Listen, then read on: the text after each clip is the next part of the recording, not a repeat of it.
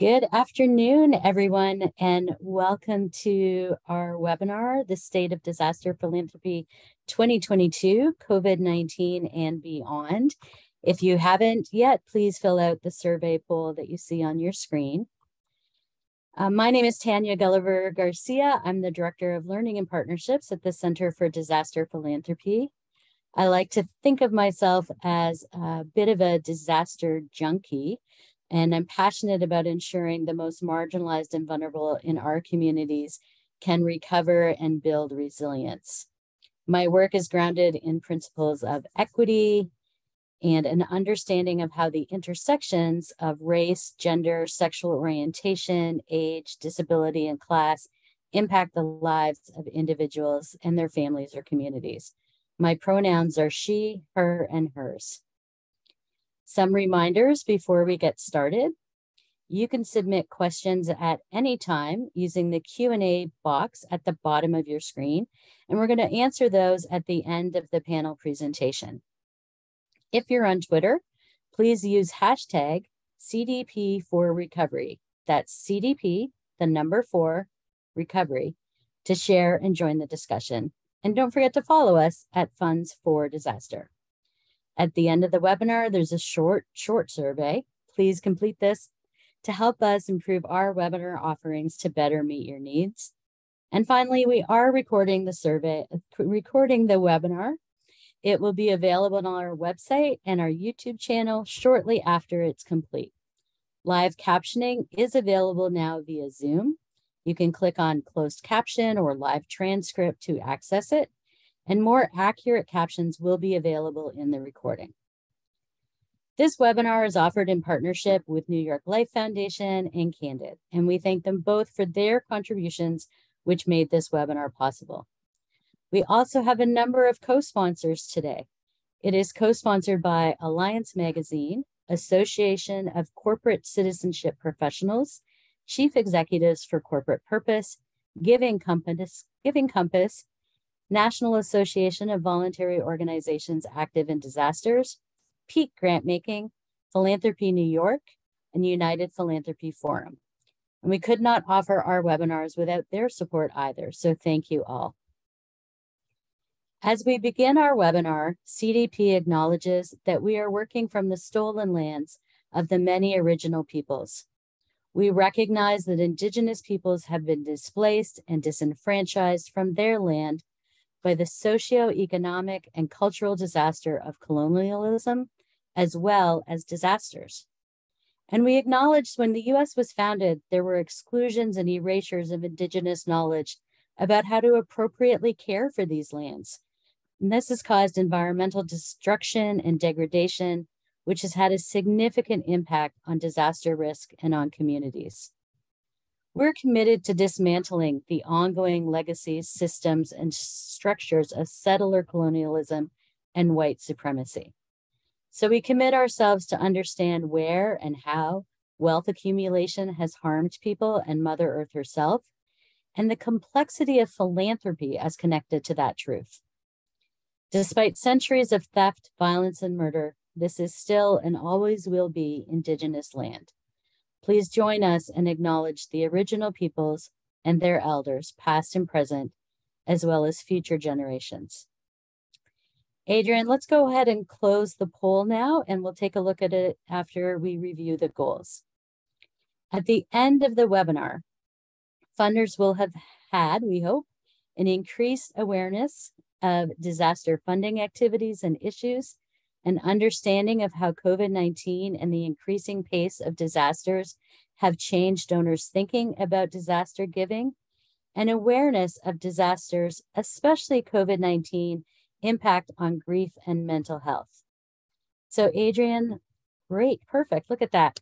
So number 1, 77% became a remote or a hybrid work environment. So definitely a big change interpersonally for those of you that responded. For the next 2, it looks like increased our level of activity.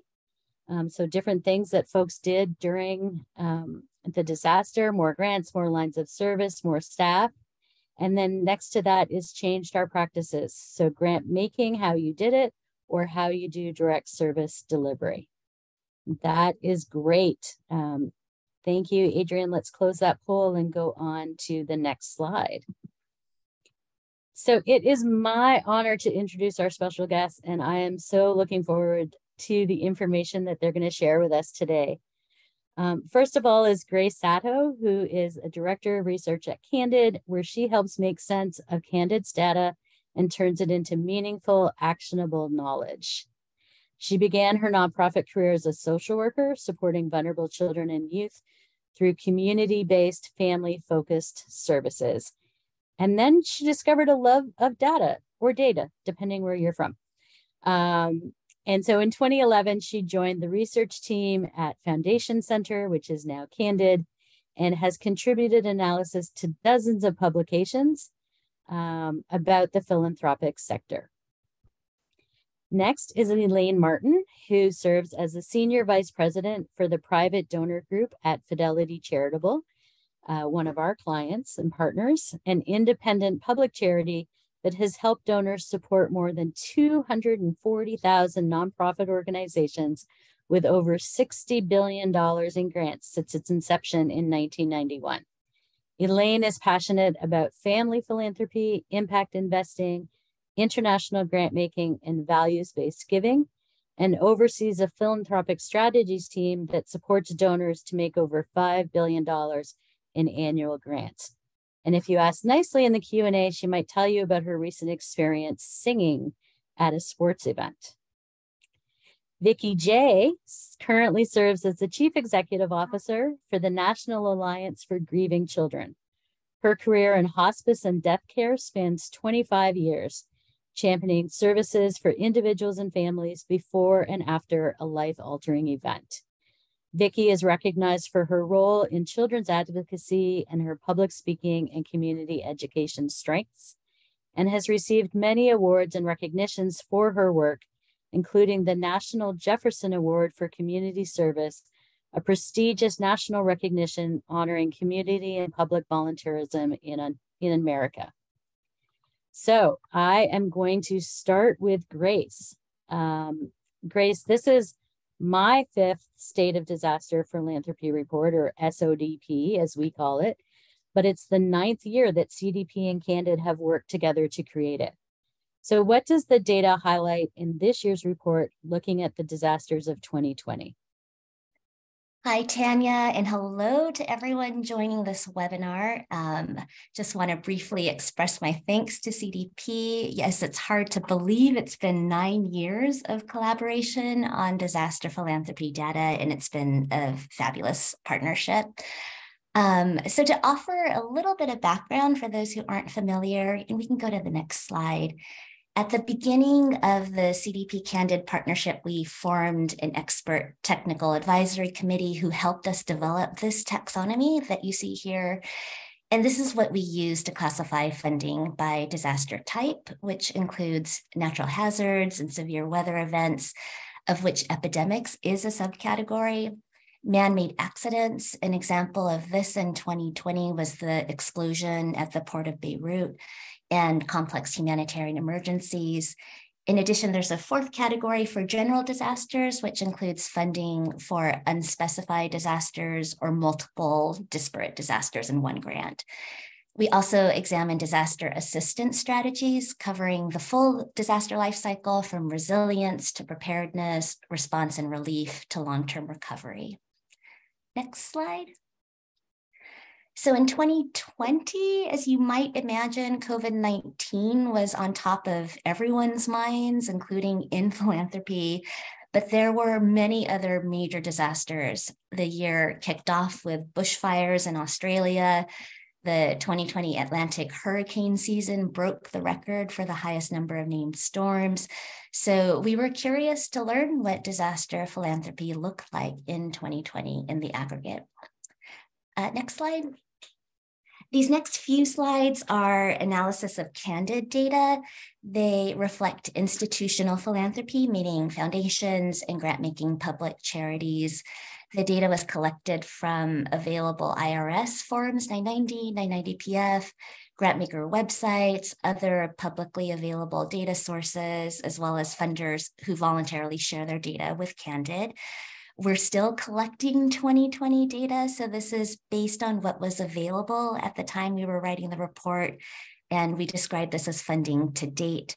And for a little bit of context on who makes up these funders, they're primarily US donors, but not exclusively.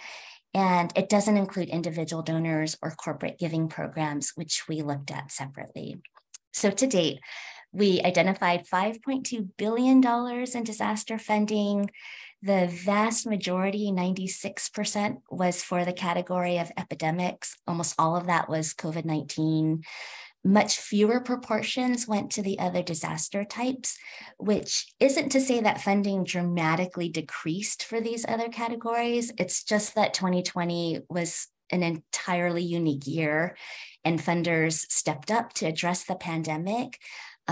We saw far more funders become disaster funders in 2020 because of the coronavirus pandemic. Next slide. For disaster assistance strategies, again, because of the pandemic, the bulk of funding was for response and relief. I'll note that typically when we code assistance strategies, we use the language of the grant description. So if the grant description says disaster relief, we code it as relief. If it just says for disasters, we'll code it as unspecified. But this year, because of all of the COVID-19 transactions we were seeing, many of them without strategies, and the pandemic was just extending throughout the year, we made the decision to default to coding a COVID-19 transaction as a response and relief grant, unless the description specified a different approach or different strategy. And so that's part of why the response and relief proportion is so high. I took a look at what the strategy proportions were like if we took out epidemics, and they do change. About half of those dollars were response and relief, 14% was for recovery, a combined 9% was for resilience and preparedness. Next slide. I mentioned earlier that the majority of donors in our data set were based in the US, 7% were non-US donors. And so with that in mind, 64% of disaster funding dollars was directed for the North America region. You can see the other proportions on the slide. 13% was for global programs, and that's where a specific country or region isn't specified, but funding is providing a broader global benefit. So that could be going to international aid organizations. Sometimes grant descriptions will talk about the global pandemic, and we categorize those grants here. Next slide.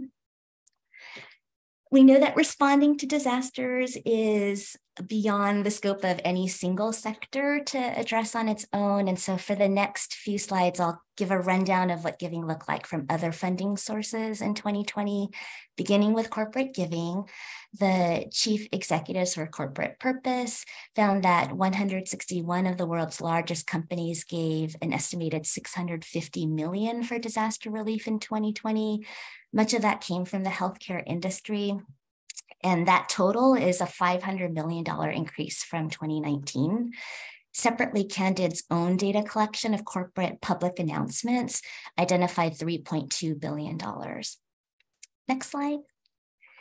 Individuals will often donate through a variety of platforms, donor advised funds, giving websites, crowdfunding sites.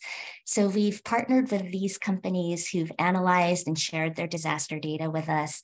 We know this isn't comprehensive of all individual giving, but it's just an illustration of the scale of gifts in 2020. So starting with Network for Good, they directed $16 million in donations for disasters and humanitarian crises. Global Giving raised $29 million.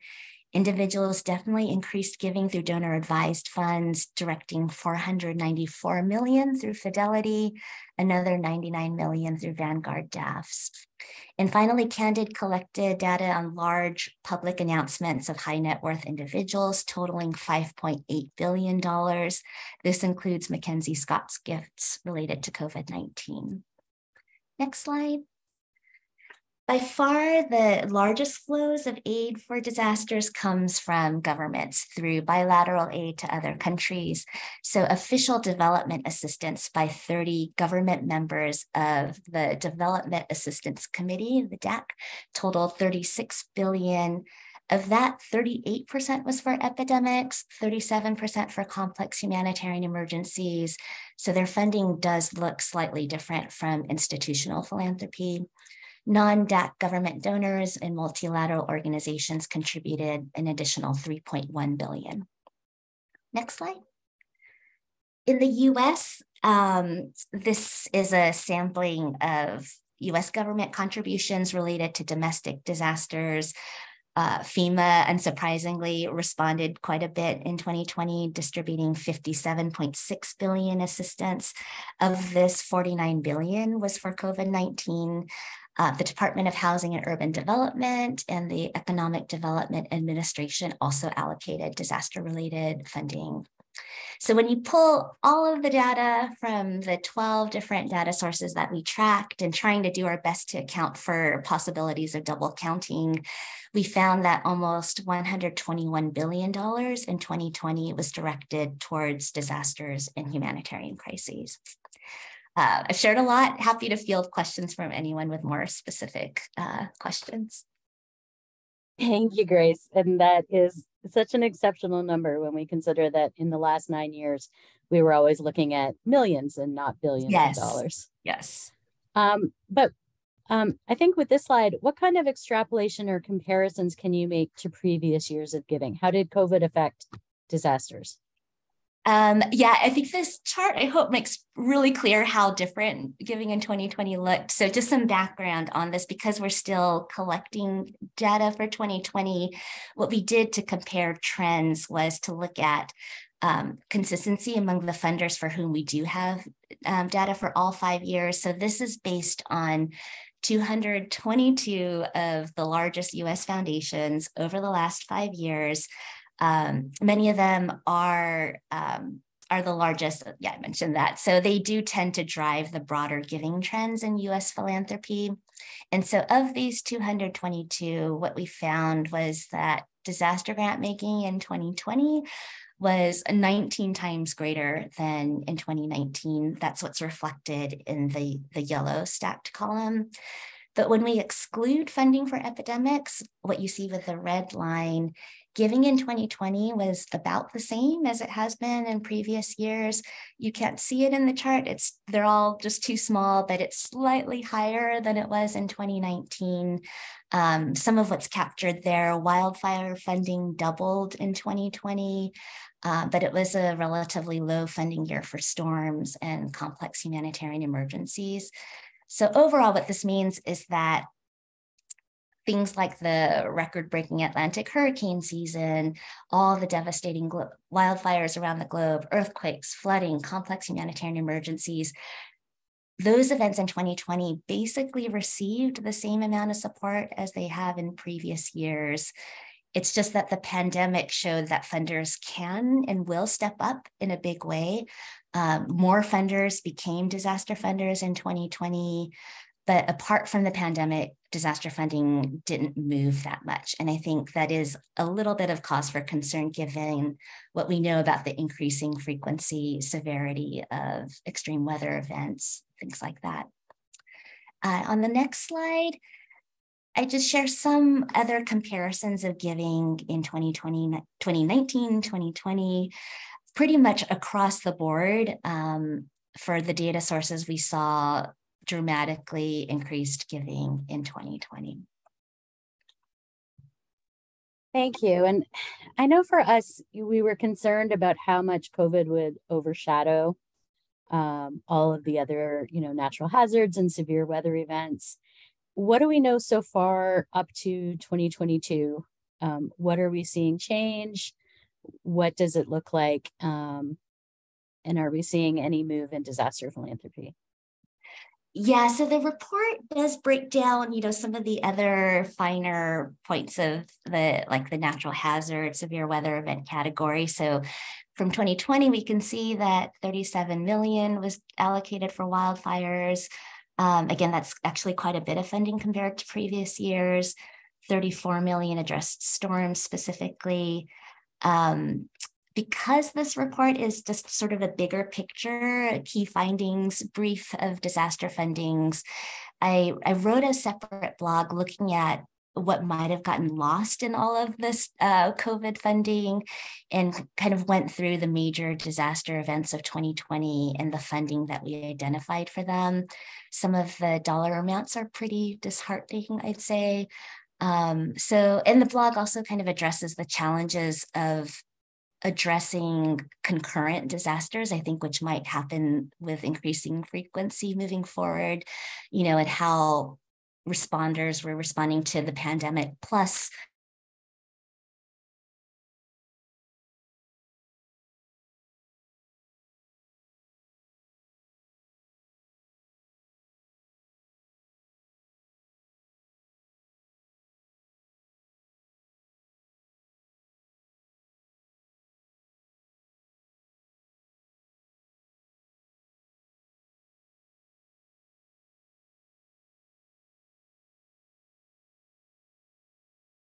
Disaster Philanthropy really have been just such extraordinary partners and just a really trusted source for our donors and our team as we provide guidance to our community. So we're grateful for that. Thank you. And just an apology to everyone having a little bit of technical difficulty on our background. So there we go. Our slides are back up. So Elaine, Fidelity Charitable sponsors the largest donor advised fund program in the country. But I have a feeling there may be some folks on the call who don't know what a DAF is. So tell us that, and also how donors can prioritize and reserve funds for disaster response. Yeah, absolutely. So if you think about it, in some ways, we like to think about a donor advised fund with the 3 G's. We call it give, grow, and grant. And we think about a donor advised fund very much like a charitable investment account, where you can put funding in, you get a tax benefit at that point, and you can contribute a variety of assets, whether it's cash, appreciated securities, complex assets. Then you have the opportunity to grow it, to invest those funds in a variety of investment products, whether it's mutual funds or bonds, or bringing in an external investment advisor to help you invest those funds. And then when you're ready, you can actually go ahead and start granting, and we help with that. And our philosophy is really to make giving simple, effective, and accessible. And so as we think about those 3 G's, we really want to focus on allowing donors to recommend grants now or over time when they're ready. And then when it comes to this idea of how we think about DAFs as a tool for donors to use to prioritize these reserved funds, specifically for responsive giving, especially in times of economic uncertainty like we've been facing in the last few years, I would say a few things. The first is we recently surveyed 1,000 of our donors and found that 67% of them said that they've given more to charity than they would have without their donor advice. And half of that group said they can donate more because they're able to give to those organizations without having to think about where that money will come from. They already have that ready reserve available. And I think that for us, we really know that focus on being able to draw on your instincts when you see a need and be able to give responsibly is really a powerful tool for our donors as they're thinking about their giving. That is really fascinating. And when we were planning this webinar, you told me something else that's really interesting, that COVID and the increasing pace of disasters have opened donors' eyes to the needs to be creative in response to their giving. So tell us a little bit more about that. What does that mean? I think it's really interesting when you think about COVID. In some ways, donors created a new muscle, right? They were in the practice of giving. We saw this extraordinary generosity and outpouring of giving locally, nationally, and internationally, but particularly that people were ready to start to think bigger. And that practice has continued now. So we've seen a few trends. The first is that rather than there's been a big increase on trust-based philanthropy. And when we think about what we mean trust-based philanthropy, rather than putting a lot of restrictions or complications that can slow down an organization's ability to respond in times of crisis in particular, we saw that when people give with a trust-based model, it actually really makes it a much better experience for the nonprofits, and it gets the funds faster to those who need it most.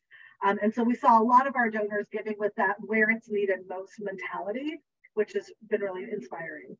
The second thing is this idea of collaborative giving. We saw a lot of donors really wanting to give collectively, and that idea of collective action became a major focus and area of interest for us. And then this other piece around a long-term funding focus. So rather than just giving in emergencies and giving in a very short stint kind of way, we saw this focus on really trying to get to systemic change, and both with equity-based giving and systems change giving. So a lot of our donors were calling us and saying, like, how do I actually give to the additional pandemics or epidemics of racial injustice, or how do I think about giving with a long-term impact lens? And we saw a huge increase, for example, 666% increase in giving to food insecurity. We saw a really deepened focus on poverty and thinking about the intersectional approach to giving to address poverty. And of course, racial injustice continued to be a major theme. Thank you. And I think we kind of skipped a little bit there, but just, the root cause work is so important for us at CDP. And can you tell me more about why do you think your donor advised fund holders have made that change to look at these longer term issues and to focus on the root cause work? I think root cause, this idea of the things that cause injustice are not short-term fixes. You're not going to be able to solve a problem overnight. And so there's been this increasing desire to really look at the long term and think about where are the ways that we can make intersectional changes, systemic changes, and equity-based changes to address those root causes. And I think that's been a very exciting shift to see. It's not just giving in the moment to those direct service organizations, which are so essential, but also thinking about how, for example, does someone who is homeless also address their food insecurity and their economic opportunities. Great. And then, of course, all of that becomes increased when they're in a disaster, and it just exacerbates it. Yeah. And I think we saw that, when we were thinking about our COVID giving in particular, and it was just so fascinating to see Grace's data, we saw there was a desire to look at the health aspects, of course, but the secondary piece was those direct service pieces, which we know that it's not just in the moment, but really those organizations are looking at the long-term ability to make change as well. And I think that was really exciting. And then the third piece for us was also strengthening the whole nonprofit sector and encouraging our donors to give to all organizations, not just the ones directly responding, but actually saying that the nonprofit sector, lifting that whole sector up is really an important part of how we see a thriving society. Absolutely. Thank you. I'm going to go to Vicki, and then after Vicki, we're going to move to the question and answer section. So Vicki, when I was researching this webinar, I found a statistic from Scientific American that said 10.5 million children had lost a parent or caregiver because of COVID between January 2020 and May 2022, and that 75% of those were fathers. And then I found another article domestically, which is the one that led me to you, which said this is as much as 200,000 kids in the US alone. And this is just both heartbreaking and astounding to me. And obviously COVID is just one part. So tell me about childhood grief. What does that mean? How prevalent is it? What's going on?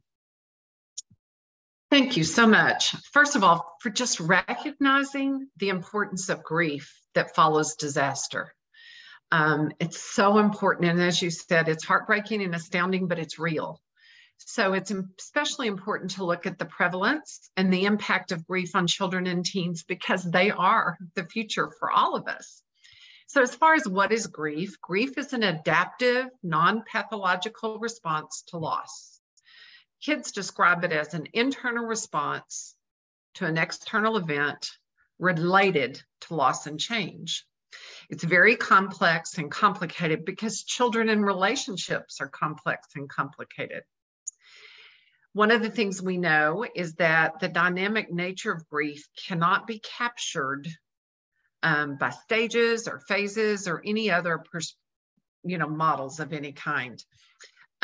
There's no real right or wrong way. There's no universally acceptable or correct way to grieve. And really, our children are more natural grievers than we are, because they do it naturally without the social burdens that some of us feel. But loss becomes interwoven into our identity. So it's not whether you've had a loss, it's what you've done with it or been allowed to do with it. And that, we need to recognize that grief is ongoing. Probably the most important aspect related to childhood grief is that we don't often recognize, or perhaps we don't want to know, that children do indeed grieve. We have this understanding that children are resilient and they'll bounce back, but they're not resilient alone. They need support. So as far as the prevalence, let's go to the next slide. We use the childhood bereavement estimation model, CBEM. Whoops.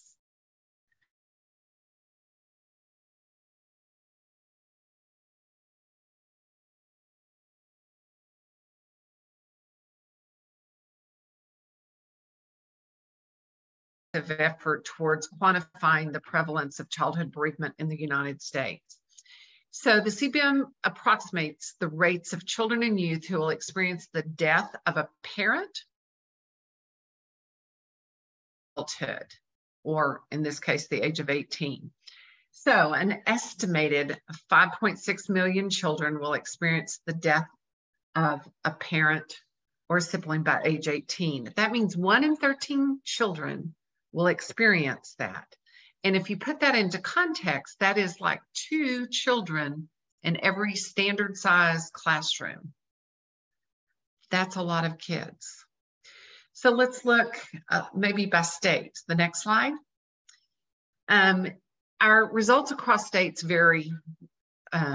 There's a lot of variance. So West Virginia has the highest concentration of bereaved children, with 12.4% experiencing the loss of a parent or sibling by age 18. So that means 1 in 8 in West Virginia. And California has the lowest concentration with 5.9. And so while that's the lowest concentration, if you look at their high population, 5.9% equates to more than 500,000 children in California alone, which is the most in any state. The CBEM data does this state by state and allows you to look. So I just put in the chat a link that you can look for your own state's data. The CBEM that we're looking at here considers the data from 2016 to 2020, which is the most recent 5-year period. That means that it includes the first year of the pandemic. So we were not surprised to see an increase in bereavement among youth. There was a jump in bereavement, as we all know, across all states, but the largest increase was in West Virginia and New Mexico, and that was directly related to parent death. There wasn't so much of an increase related to the death of a sibling. What we know from our research is that bereaved children are at an increased risk of disruptive development. So unaddressed childhood grief and trauma lead to short and long-term difficulties that affect school performance, mental health issues, early mortality, all kinds of things. It is so important that we address this grief while they're children. It is much more efficient, I guess, to address the needs of a grieving child than it is a broken adult. And so we really need to raise this to a level of importance. So we hope you will join us in elevating that childhood bereavement is a critical public priority. What you can do as funders is provide support to communities to keep children and teens on track to good health and healing by utilizing your resources to provide communities funding for grief support. Yeah, and Vicki, I want to just interrupt for a second. And one of the things you said to me, and I think this is really important for funders to hear, when we were planning, you said you can't support a child without supporting their system of support. So what do you mean by that? So, you know, grief is not solely an individual experience. It's interwoven into our sociocultural context, influenced by family, community, and all the other social systems that are a part of each individual. So as entire systems, families, communities can grieve, support must be provided to that child's community of care so that they in turn can support the child who's grieving. It's really hard to support a grieving child when you're grieving yourself. So we need to support those that are trying to support the children. So, and the other piece of that is that grief support services usually come in and work within a finite time period in that child's life. But the child's community of care, family system will be with them much longer than that. So we need to, you know, make sure we are resourcing and supporting, equipping those that are the system of support. By supporting those caregivers and provide them with the tools, the support, you know, the education they need to hold space for a child's grief, we really are investing in the ongoing support, grief support for that child. Right. And I would say really for that whole community, the family, the school. Yeah. So Vicki, I have one more question for you, and then we're going to move to the audience Q&A. So just a reminder to our listeners, don't forget to use the Q&A button at the bottom of your screen to add your question. So Vicki, I was really fascinated when we to learn more about your organization. So can you give me some examples of how childhood grief services occur during a disaster? Absolutely. So our organization is a network of professionals, programs, and services that support children following a death. And again, thank you for recognizing that grief is a part of disasters. Although grief support is not the immediate need after disaster, during a disaster, that reestablishment of safety and security is crucial.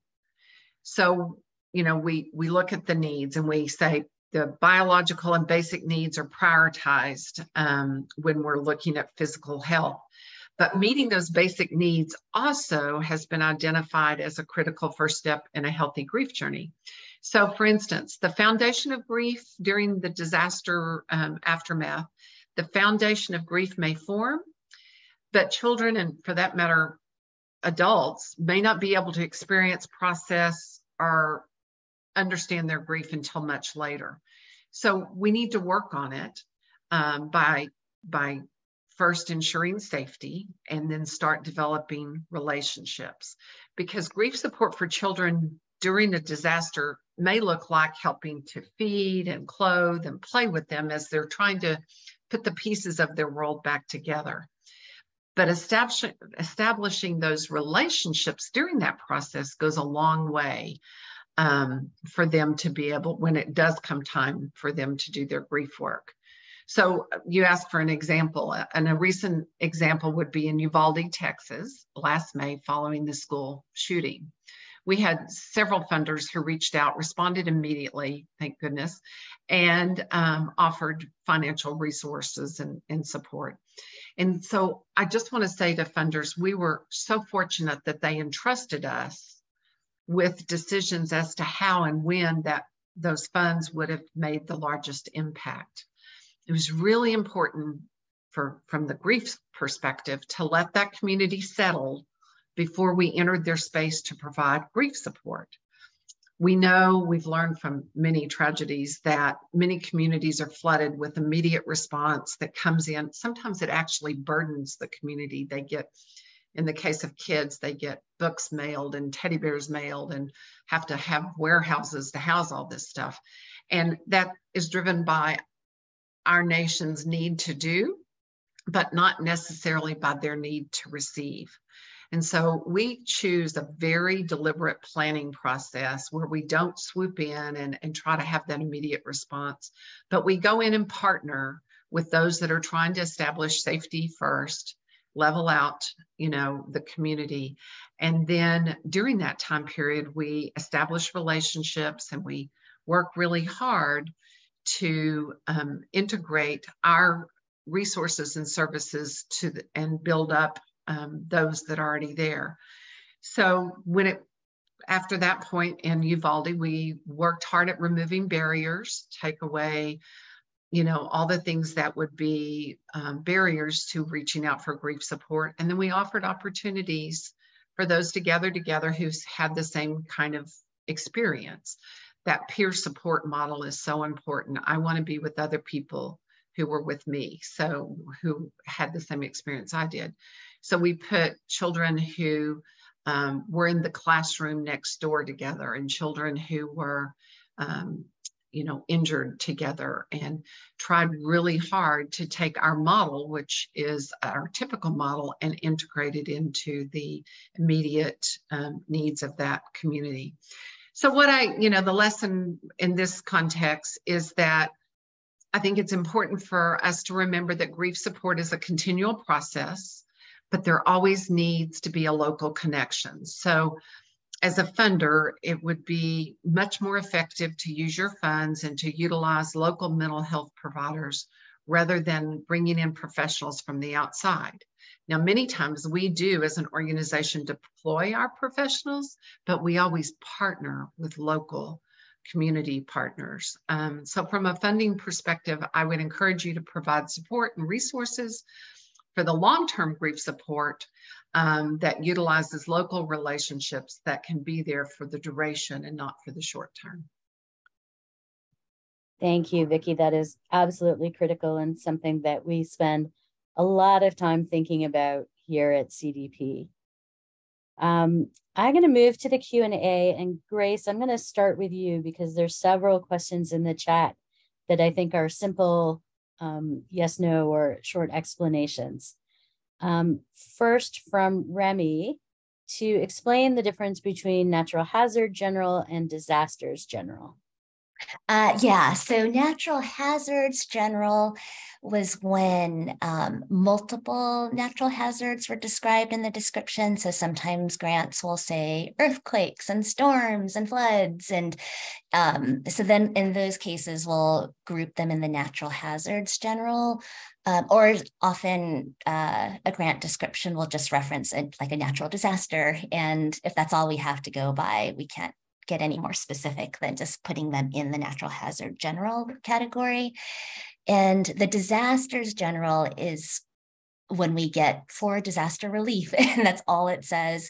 Or sometimes things will be for multiple things, for the Beirut explosion and for COVID.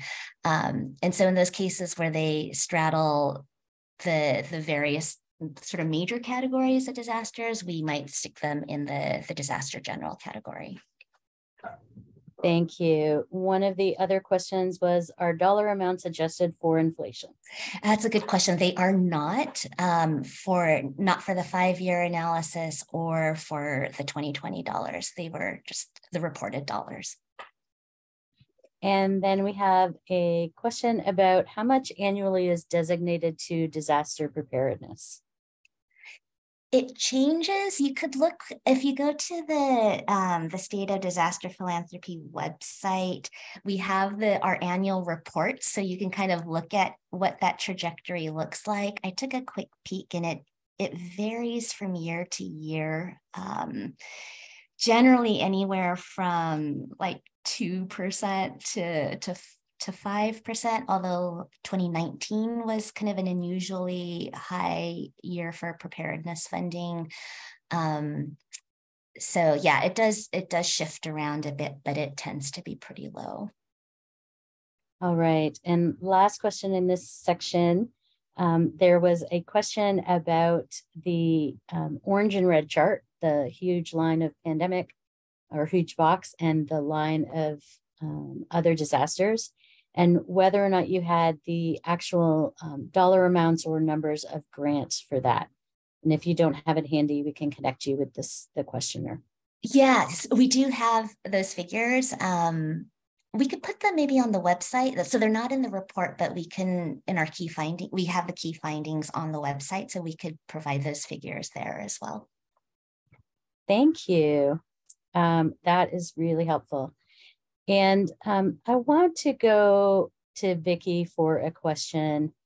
And, you know, one of the things that I learned when I was studying more about this after talking to you is that when we look at the kids in the US who lost a primary caregiver, 65% of those were children of color.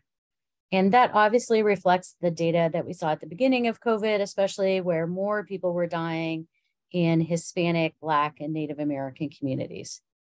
So what kinds of things generally in disasters or with COVID need to be done to support culturally competent grief services? Thank you for recognizing that and bringing it up. You know, what we need to do to support children of color and communities of color is support the community. You know, I mentioned before, you can't just support the child without the community. By supporting the community, it therefore allows us to embrace the cultural traditions and understandings related to death and dying. Again, it's really hard to be on the outside and come in and assume we know how to offer support. So the very best way we can do is grow the strength of the community in their leadership and their ability to offer support to the kids.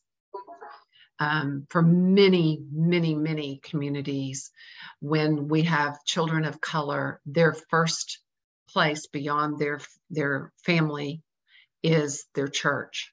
So, you know, offering community support is the answer. Thank you. That's very helpful. Elaine, I have a couple questions for you. One of them relates to a conversation we had recently, actually, about encouraging donors to be patient with their funds. And the questioner, Ira, says, having worked to rebuild housing after a disaster, it can take many years. For example, after Hurricane Katrina, many neighborhoods were still not rebuilt after 5 years, and it was only after 10 that most rebuilding was done. And I can confirm that, living in the lowest part of the city of New Orleans. Yet most donors want to see that their funds have gone out quickly. So how do you encourage a longer term view with your donors? Yeah, this is such an important question because I think it really does keep coming up, especially in places like Puerto Rico, for example. And I think, Tanya, you and I were talking about this not so long ago. And we know that so much attention for a crisis happens when the media attention is on it. And then we see a dip in grants afterwards. And so we've been doing a lot of work. So when we saw, for example, a donor wanting to do $1 million to support Puerto Rico's emergency relief efforts, we called them and we said, yes, there's a huge need for that money in the short term, but even more importantly is in the long term and the midterm response. And so thinking about how do we look at the recovery aspects of a crisis and not just the emergency response piece of it.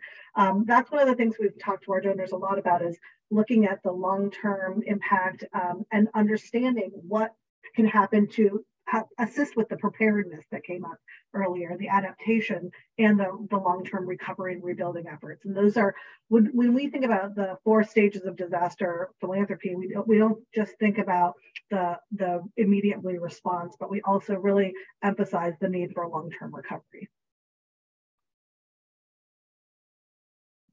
Thank you. And I think connected to that, and maybe this is a spot to talk a little bit about our partnership. but Elaine Jansen is asking, do we know where donors are getting their disaster-related, or where they're giving, sorry, their disaster-related funds? Trusted organizations that they already support, new organizations, local groups, or how are they receiving information about where to donate? Yeah, I would say in a crisis and in a disaster, we see over 100 to 150 organizations all receiving funds designated to a specific crisis, whether it's a humanitarian crisis or a environmental or disaster. And I think we work with you all at CVP to identify usually 10 to 15 organizations that are reactive to what we know our donors are interested in, whether it's food, water, hygiene, emergency, the work of the Red Cross. All of those things continuously come up. And we also see a lot of interest. Donors already know that they have a trusted relationship with their faith-based organization or with a big international organization that might have been one that they give to over and over again. What we also try to do is introduce some local groups that are really working on the ground in deep partnership with the community. And I think that's where the partnership with CVP is so essential. For us, it's really important to look at who have those deep roots in the community, who already are on the ground and know where the deepest and truest needs are. And you all are able to identify what that impact is and how it's working interconnectedly in the community to be able to get the maximum response possible. So for us, we know that donors are giving to many organizations, some that they've already have a relationship with, others where they're hearing about it from their religious affiliation, but also a lot of our guidance, we see a significant impact, an increase when we see donors going to the organizations recommended by the Center for Disaster Philanthropy, because it gives them a sense of where it's going, and they know that it's in partnership with other strong organizations.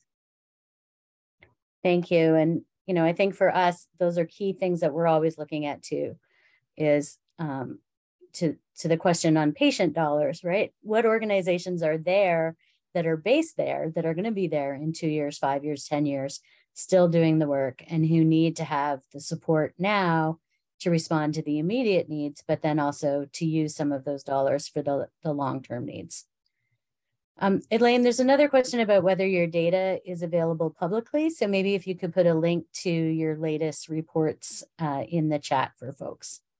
Yeah, absolutely. And we do work really closely with the Candid team as well to kind of help hone our data in a way that is consistent with others. But for the most part, our data is available, in partnership with Candid, and we can definitely share what we have. Thank you so much. I'm going to go back to some of our questions received in advance. Had a question from Michael Layton about the report that I'm actually going to take. It says the report has great case studies on advocacy and capacity building. Can you discuss how support for initiatives that support advocacy and capacity building advance an equity agenda? And do you see support for such initiatives increasing? And I think some of that has been answered throughout the panel, especially some of the comments that Elaine and Vicki raised. Our case studies, one is based on a lot of work and funding. Well, they're both based on funding that we did. One was based on a blog my colleague Sally Ray wrote, and the other was shared with some great information from my colleague Carrie Cullen. And advocacy and capacity building have a huge connection to equity, because again, they're connecting to local organizations, or they're building power either within a organization itself or within the community that they represent. And we have seen support for this increasing. There's increasing funders focusing on these kinds of issues, but definitely not enough funders to meet the needs and how far we are behind in delivering equitable services for people who have for so many years been discriminated against. Grace, I'm going to go to you for a couple quick questions. Some folks are asking whether you have any data on older adults or people with disabilities, and what you have seen in terms of philanthropic dollars going to different communities. Yeah, that's a good question. Our annual disaster report doesn't do those breakdowns, but we did take a look at that in our COVID reports, and I can share some links to those COVID reports. We did look at who was being served by the COVID grants that we were seeing coming in for 2020 and 2021, and understanding that it's not comprehensive data, but from the data that we did have, it looked like pretty consistently in both years about 2% of COVID dollars was explicitly like dedicated for older adults. And often we can determine that either from the grant description where they might say it's for older adults, but often it's the recipient organizations getting the funds.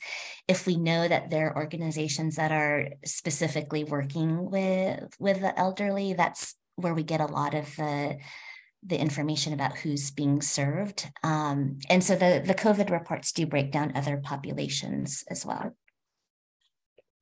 And I think that's a challenge sometimes, both and this is a call out for all the funders on the call, to make sure that your descriptions are naming the populations that you serve. And I know for CDP, when we do funding, say for communities, for people with disabilities, sometimes it's a part of a larger grant as well. And so we might be addressing an organization that's responding to 3 or 4 underserved communities. And then it's hard to pull that out later for Candid to figure out exactly how much went into each of those communities. Grace, one more question for you, and then we're going to wrap up and move on. If anyone has questions, my email will be at the end, and we can try to respond or direct you. But early indications on 2021 and 2022 donation levels, what are we seeing? What has the impact of COVID been? Are we still seeing COVID money? And or other disasters, are they getting funded? Yeah, so 2021, we actually did a survey of large US foundations to kind of get a sense of how they were allocating their COVID funds in 2021 compared to 2020. And pretty tellingly, it does look like COVID funding went down in 2021, kind of across foundation types. The number of donors giving for COVID-19 went down, the dollars being awarded went down. And I think there was a question around, like, are these new pots of money? Are they getting reallocated? And I think a lot of what happened with COVID was funders, who were giving grants and basically saying, because of COVID, you can do whatever you want with these funds. They were making them more flexible. And so I think that was what caused a lot of the funding in 2020 to be disaster related because of that. And I think as time has gone by, funders have kind of resumed their strategies, their priorities. I have a feeling we're just going to continue to see declining COVID funding, but we're still collecting the data on that. So stay tuned next November 2023. That's right. So just to wrap up, I want to provide some actionable thoughts for funders. The first we've talked about, continue to think beyond response. And while the needs of the communities in the first few days or weeks are critical, so are the ongoing issues. In COVID, 90% response dollars are an exception, but we still only see less than 20% dedicated to recovery, and we really need to make a change. As I mentioned, share your data with Candid. We know we're missing all sorts of data. We have a map and you can take a look at it. The IRS has been an issue for us, but it is easy for funders to share their 990s. And Grace, I'll have you throw that link in the chat to help folks. And then finally, address the intersection of climate and disasters. And when you take a look at the report, if you haven't, I wrote this year's Maximize Your Impact section of the report a little bit differently. because I knew it couldn't just include the typical recommendations we put in of supporting local organizations, investing in recovery, focus on equity, being flexible, providing unrestricted funding. And don't get me wrong, those are all super critical, but the way that climate change is intersecting with natural hazards, environmental disasters, and complex humanitarian emergencies, we just don't fully comprehend that now. And so the time to act is now. The biggest way that funders can act is with their wallets. Foundations can look at spending down more of their assets beyond the 5%. And we need all funders, whether your assets are $5 or $5 billion, to prepare for the crises that are coming. And as we're wrapping up, there are a number of resources on CDP's website that can help you. Please take a look at those, disasterphilanthropy.org. Our next scheduled webinar, and I want to be careful with that because we never know what will happen, is on December 8th, looking at managing risk and due diligence in a disaster context. And so thank you, everyone, our partners, our co-sponsors, Grace, Elaine, and Vicki. And as I mentioned at the beginning, you're going to get a little survey pop up. Please fill that in and help us. If you have any questions, you can email them to me, tanya.gulliver-garcia@disasterphilanthropy.org. Thank you and have a great afternoon.